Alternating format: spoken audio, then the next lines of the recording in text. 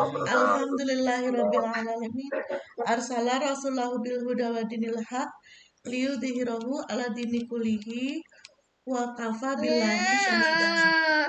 Asyhadu an la ilaha illallah wahdahu la syarikalah wa asyhadu anna Muhammadan abduhu wa rasuluh. Allahumma sholli wa sallim ala nabiyyina Muhammadin wa ala alihi wa sahbihi ajmain. Pertama-tama, marilah kita panjatkan puji syukur kepada Allah Subhanahu wa taala. Berkat rahmat, hidayah dan karunia-Nya, kita bisa bertemu kembali pada acara pengajian rutin keluarga dalam keadaan sehat walafiat. Amin. Salawat dan salam semoga senantiasa tercurahkan kepada junjungan kita Nabi Muhammad SAW, kepada keluarganya, sahabatnya, dan umatnya yang setia sampai akhir zaman. Marilah kita membaca basmalah bersama-sama untuk memulai acara siang ini. Bismillahirrahmanirrahim. Pada siang ini, Ayah akan memberikan nasihat mengenai beramal dengan ikhlas karena Allah. Baiklah, langsung saja kita mendengarkan nasihat Ayah. Kepada Ayah dipersilahkan. Assalamualaikum warahmatullahi wabarakatuh. Waalaikumsalam warahmatullahi wabarakatuh. Alhamdulillahirabbil alamin. Arsala rasulahu bil huda wa dinil haq liyudhhirahu 'ala dini kulli wa kafa billahi syahida. Asyhadu an la ilaha illallah wahdahu la syarikalah wa asyhadu anna Muhammadan abduhu wa rasuluh. Allahumma salli wa sallim ala nabiyyina Muhammadin wa ala alihi wa ashabihi ajma'in. Anak-anakku dan cucuku yang Ayah sayangi dan Anan sayangi, pertama-tama marilah kita panjatkan puji syukur kehadirat Allah Subhanahu wa taala, yang mana siang hari ini kita bisa bertemu tepat di bulan Ramadan, tanggal 4 Ramadan 1444 Hijriah. Kita bertemu kembali dalam kondisi sehat walafiat. Salawat dan salam semoga senantiasa tercurah kepada junjungan Nabi kita Muhammad Sallallahu Alaihi Wasallam, kepada keluarga, sahabatnya, dan umatnya yang setia sampai akhir zaman. Anak-anakku semua dan cucu-cucuku semua yang Ayah dan Anan sayangi, pada siang hari ini Ayah ingin menyampaikan sebuah kisah yang terdapat di dalam kitab Targhib wa Tarhib, yang nanti bisa kita ambil pelajaran dari apa yang disampaikan dalam kisah itu. Ada 3 orang dari umat sebelum kalian yang sedang bepergian. Zaman dulu ya, ada 3 orang dari umat sebelum kalian yang sedang bepergian, sampai kemudian mereka bermalam di dalam sebuah gua. Tiba-tiba ada batu besar menggelinding menutupi pintu gua tersebut, sehingga 3 orang tadi tidak bisa keluar. Kemudian mereka berkata, sesungguhnya tidak ada yang bisa menyelamatkan kalian dari batu besar itu, kecuali kalian berdoa kepada Allah dengan amal soleh kalian masing-masing. Kemudian salah seorang berdoa kepada Allah, ya Allah, saya mempunyai orang tua, bapak ibu yang sudah tua, Dan saya tidak pernah lupa untuk memberi minum susu ketika petang hari. Setiap hari. Suatu saat saya pergi jauh mencari makanan ternak sehingga pulangnya agak malam. Yang karena kemalaman itu orang tua saya sudah tertidur. Tapi tetap saya memerah susu untuk mereka berdua.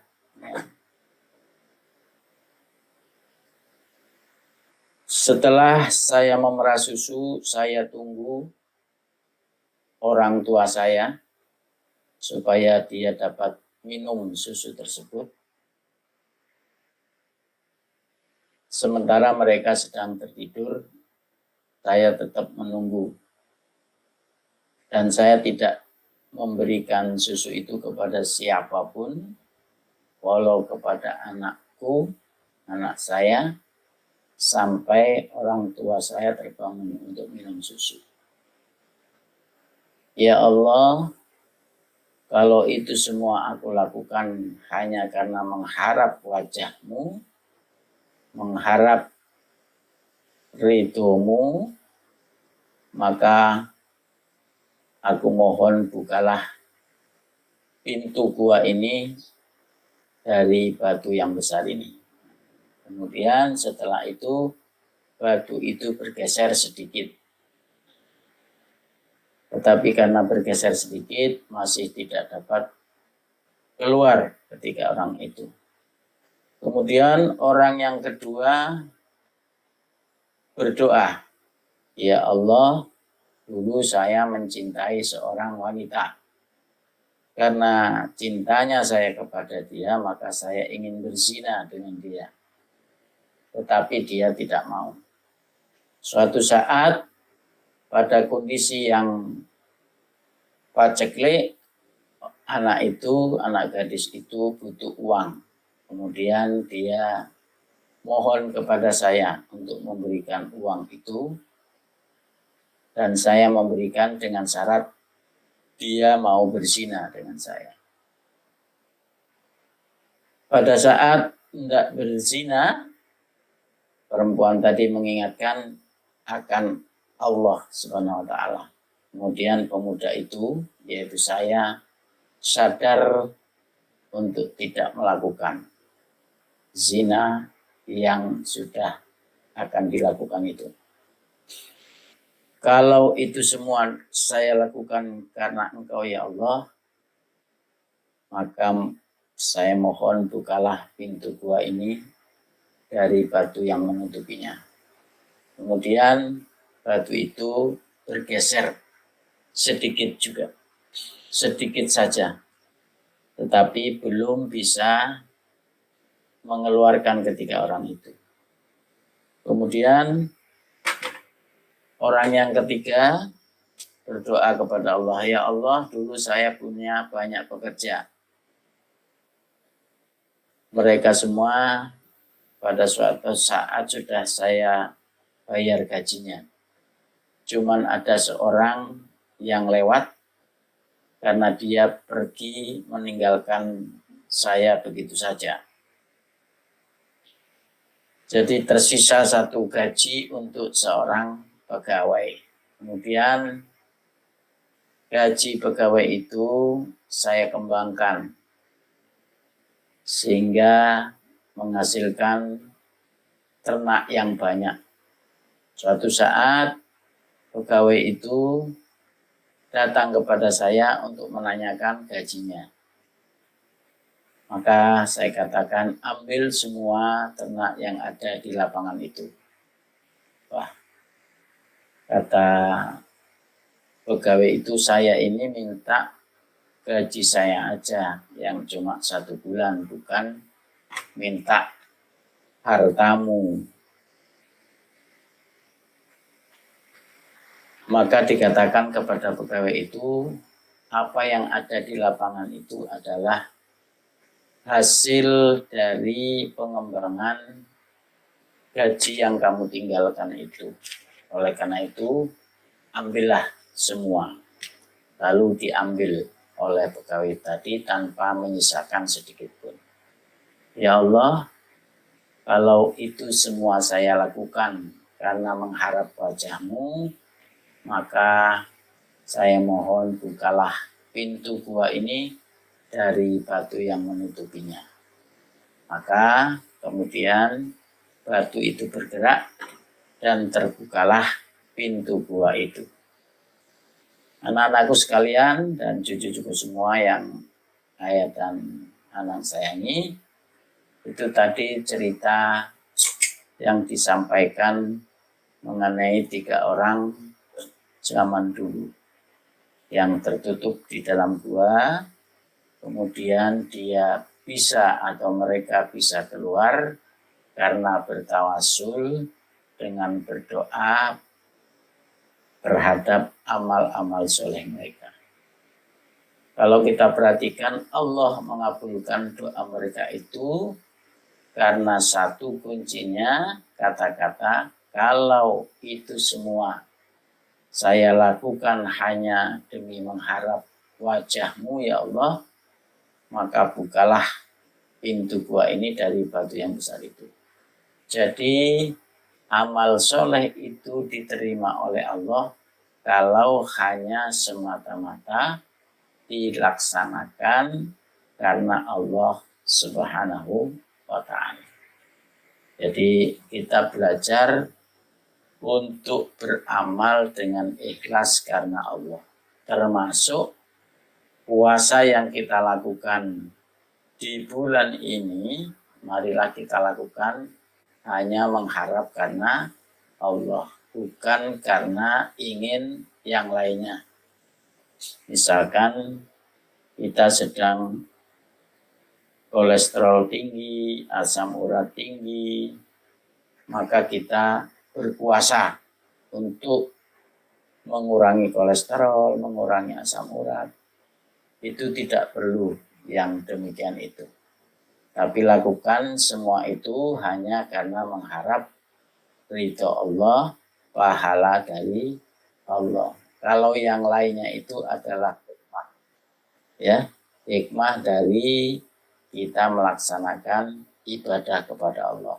Jadi ketika kita berpuasa, maka hikmah atau dampak yang muncul selain kita beribadah kepada Allah semata, yaitu berkurangnya kolesterol, asam urat, atau dan lainnya.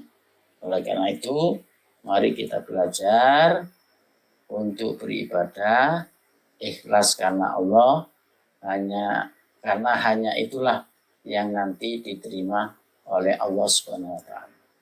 Kemudian kalau kita perhatikan dari kisah tadi, ada 3 amalan yang ditampilkan dalam kisah itu. Yang pertama mengenai birrul walidain, ya, berbakti kepada orang tua.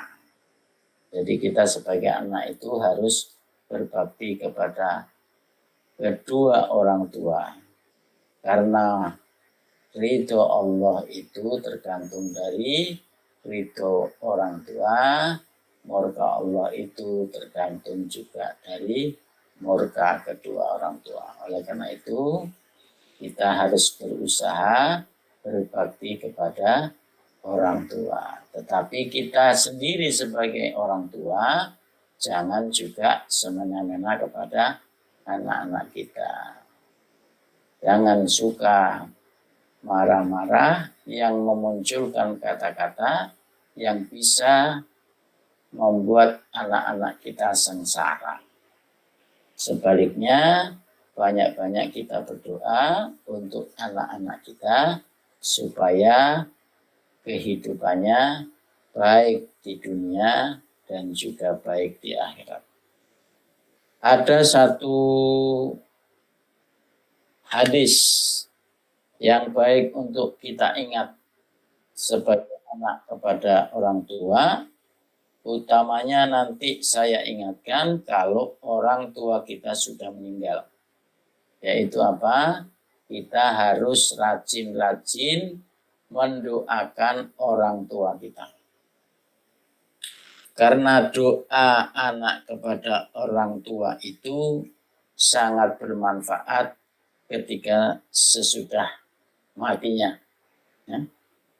Dalam sebuah hadis dikatakan turfa'u lil mayyit ba'da mautihi darajatuhu fayaqul ay rabbi ayyu syai'in hadhihi fayuqal waladuka istighfarolaka. Derajat mayit diangkat setelah kematiannya. Maka dia pun berkata, wahai Tuhanku, ada apa ini? Lantas dikatakan, anakmu memohonkan ampunan untukmu. Jadi hadis ini mengisahkan atau menjelaskan kepada kita bahwa nanti di alam kubur, orang tua kita mendapat perlakuan yang istimewa, yang baik. Karena apa? Karena doa dari anak-anaknya. Jadi orang tua kita dikubur bisa terkejut. Kenapa kok tahu-tahu ada yang menyenangkan di dalam kuburnya itu? Ternyata itu berkat dari doa anak-anaknya. Oleh karena itu, anak-anakku semua, biasakan kita mendoakan orang tua kita. Karena tidak ada yang bisa diharapkan oleh orang tua kita setelah mati nanti selain doa-doa kita. Kemudian yang kedua itu adalah berhindar dari zina. Ya. Jadi jangan sampai kita itu melakukan zina, apalagi setelah kita menikah. Karena hukuman zina itu berat. Ya. Menurut agama itu kalau orang yang sudah menikah berzina, hukumannya dirajam. Rajam itu ditanam badannya sehingga setengah badan terus dilempari batu sampai meninggal. Nah, itu kan berat. Itu menunjukkan betapa berat dosa orang berzina itu. Oleh karena itu, berusahalah kita untuk menghindarinya.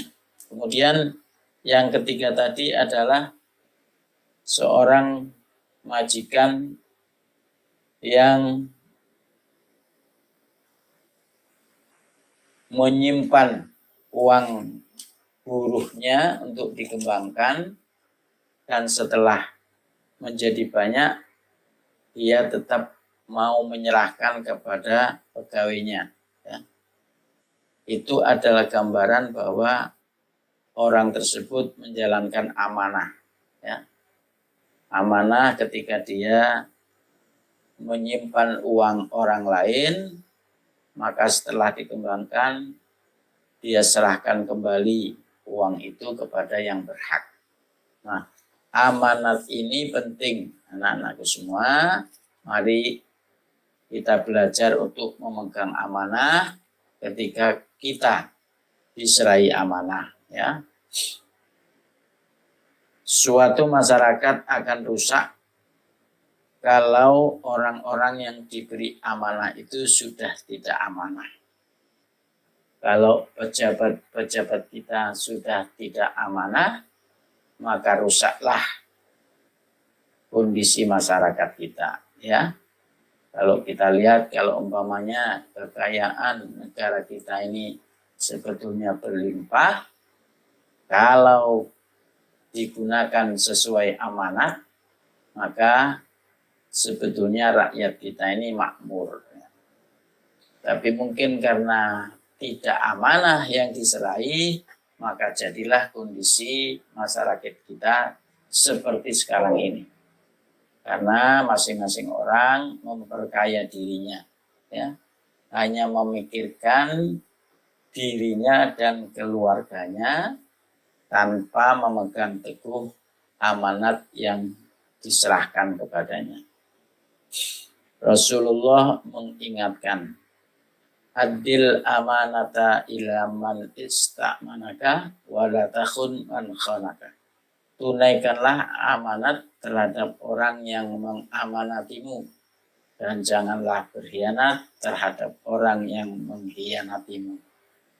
Jadi kita disuruh memegang amanah. Kalau kita di kampung, di kantor, diserai umpamanya untuk pegang uang, nah itu dijaga dengan baik, ya. Jangan sampai kita menyelewengkan.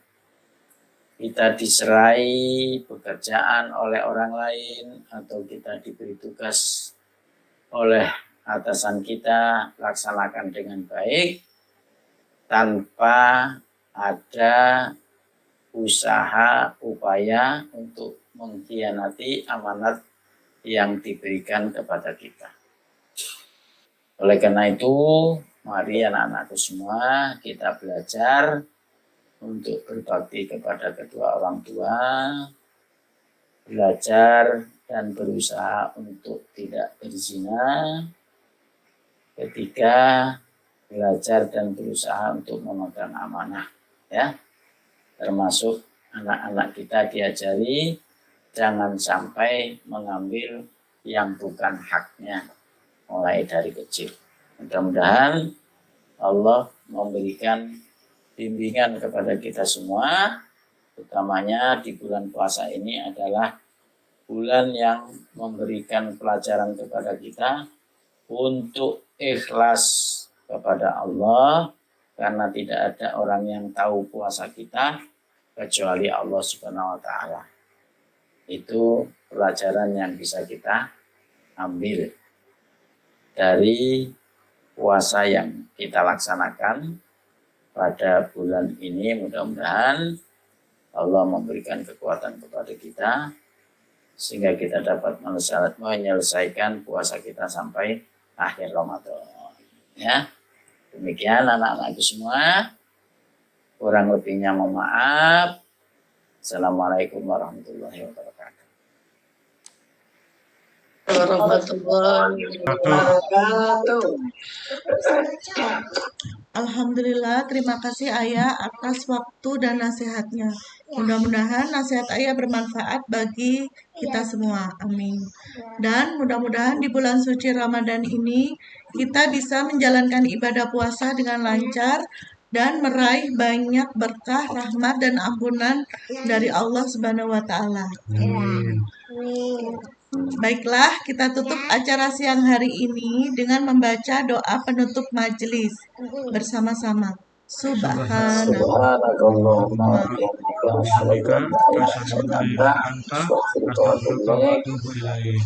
Sekian dari saya.